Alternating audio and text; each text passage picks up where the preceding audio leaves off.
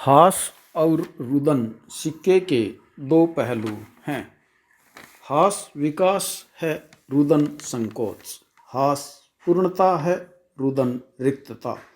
Next, आप देख सकते हैं कि किसी अवसर पर आपकी आंखें भर आएं और आप नहीं चाहते कि किसी को इसका आभास हो, तो आप इस भाव को दबाने के लिए विचारों को अन्यत्र ले जाने का प्रयास करते हैं और अचानक हंसने की मुद्रा में आ जाते हैं। भावों का स्वरूप परिवर्तित हो जाता है।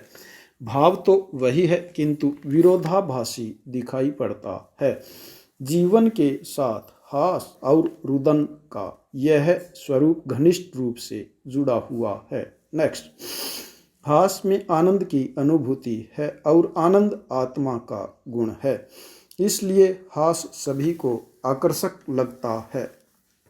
हास का दायरा भी व्यापक है। हास मनोरंजन के रूप में जाना जाता है, किंतु यह एक क्षुद्र दृष्टिकोण है। हास व्यापक भाव में व्यक्ति की अवस्था का सूचक है। यह जीवन को स्फूर्ति देता है, आगे बढ़ाता है। आज जीवन इतना तनावग्रस्त एवं बोझिल होता जा रहा है, हास का भाव तनिक भी मन को नहीं छूता। नेक्स्ट, व्यक्ति गंभीर मुद्रा में ही दिखाई पड़ता है। वातावरण के प्रभाव से भी उसके चेहरे पर प्रसन्नता का भाव नहीं आता। अचानक उसे ध्यान आता है कि किसी बात पर अन्य लोग हंस रहे हैं और उसने तो वह प्रसंग सुना ही नहीं और वह एक नकली हंसी हंसकर दिखाने का प्रयास करता है। होंठ फैलाता है, किंतु उसकी आंखें तो शून्यता दर्शाती है। उसके भाव कहीं और ही होते हैं। वह खुलकर मुक्त भाव से हंस भी नहीं पाता। नेक्स्ट, छोटे बच्चे जिस प्रकार खिलखिलाकर हंसते हैं, वे जीवन हंसी का प्रतीक होते हैं। उनके मन पर कोई बोझ नहीं, निरपेक्ष भाव से आनंद मग्न रहते हैं। नेक्स्ट, माधुर्य और लालित्य भाव से सराबोर रहते हैं। विचारों के तनाव या भावात्मक संस्कारों के तनाव उनकी हंसी को रोक नहीं पाते। ऋषि मनीषी पूर्ण उम्र बालक बने रहना चाहते हैं। अनेक संप्रदाय ईश्वर के बाल भाव की आराधना करते हैं। कृष्ण की बाल लीलाएं तो पूरे देश में व्याप्त हैं। जीवन को खेल खेल में जीना इसका मूल संदेश है।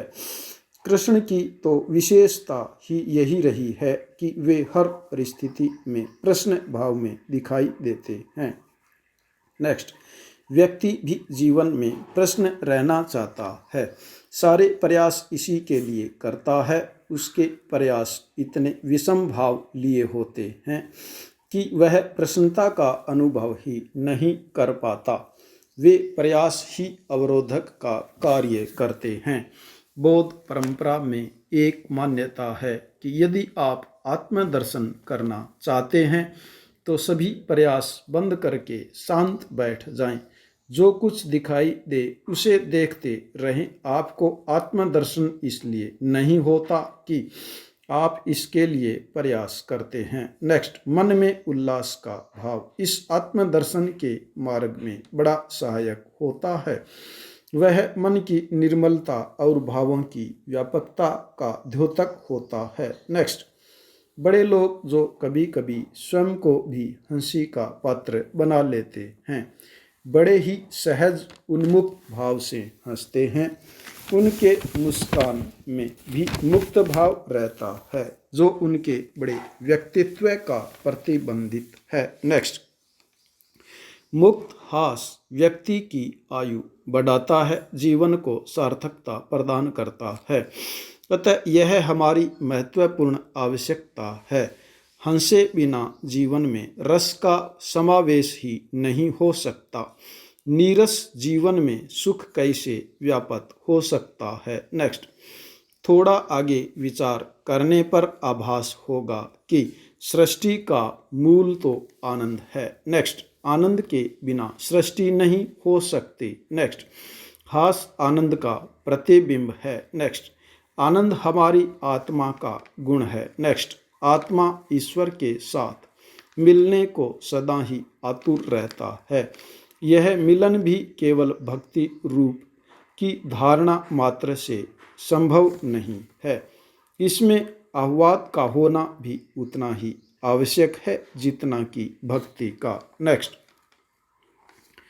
बिना मन की पवित्रता के हास्य भाव पैदा नहीं हो सकता। नकली हंसी का जीवन में कोई अर्थ नहीं, उसमें तो संकोच तथा रिक्तता समाविष्ट रहती है।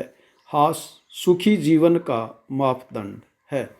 हास हमारे भाव क्षेत्र का विषय है, मन की दुनिया का मुसाफिर है, मन की प्रसन्नता का, आनंद भाव का सूचक है।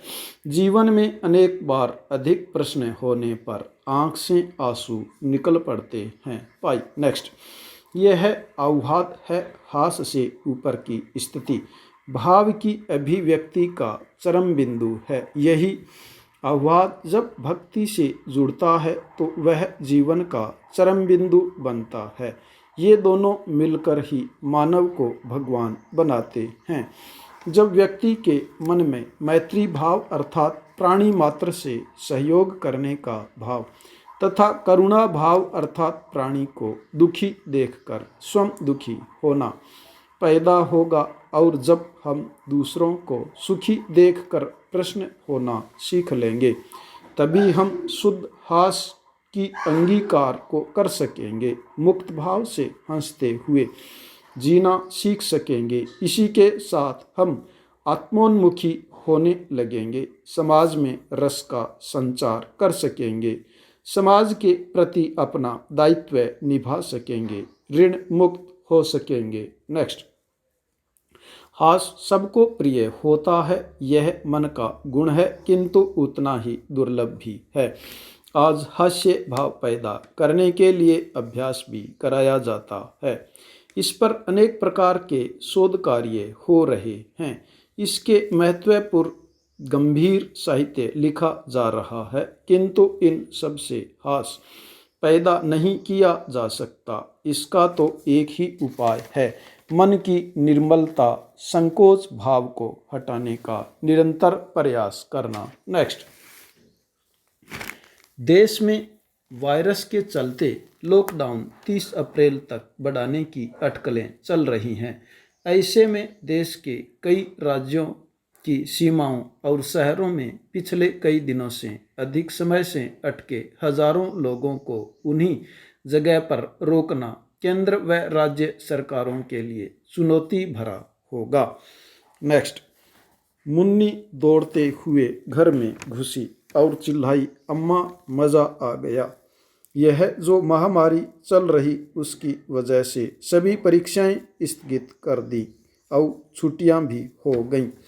अम्मा भी मुस्कुराते हुए बोली, मैं और तेरे बाबा भी जिस दुकान पर काम करते हैं वहाँ भी छुट्टियां हो गई, वह पगार भी नहीं कटेगी। यह सब बातें बड़ी बेटी विद्या सुन रही थी। विद्या PMT अर्थात नीट की तैयारी कर रही थी।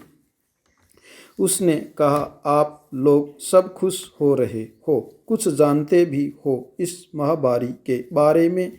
उसकी बात सबने अनसुनी कर दी। नेक्स्ट, थोड़ी देर बाद मुन्नी अपनी सहेलियों के साथ गली में खेलने जाने लगी। विद्या ने उसे टोकते हुए घर में ही रहने की सलाह दी। उसने कहा, तू थोड़ी थोड़ी देर में हाथ भी धोती रहा कर। माँ ने फिर विद्या की बात काटते हुए बोला, कोई न, तू जा बाहर खेल आ, थोड़ा मन बहल जाएगा। अपने घर वालों की नादानी देख विद्या परेशान हो रही थी कि तभी मुन्नी वापस घर में भागती हुई आई और बताया कि बस्ती में मुफ्त में राशन और मास्क बांटे जा रहे हैं। मुफ्त नाम सुनते ही अम्मा बाबा को साथ ले बाहर की तरफ भागी और लगभग 5 से 10 मिनट में वापस आ गई। दोनों के हाथ आटा, दाल, चावल, तेल, मास्क इत्यादि से भरे हुए थे। यह सब देख विद्या ने गुस्से में कहा, माँ, एक तो यह खुले मास्क सीधे उपयोग में मत लेना, सबके हाथ लगे होते हैं, धोकर काम में लेना। और हाँ, इतना राशन लाने की भी क्या ज़रूरत थी, सब है न घर पर, बल्कि उन्हें लेने देती जिनको सच में इनकी ज़रूरत थी। थोड़ी तो समझदारी दिखाती आप। यह सुन अम्मा झुंझलाते हुए बाबा की तरफ देख बोली,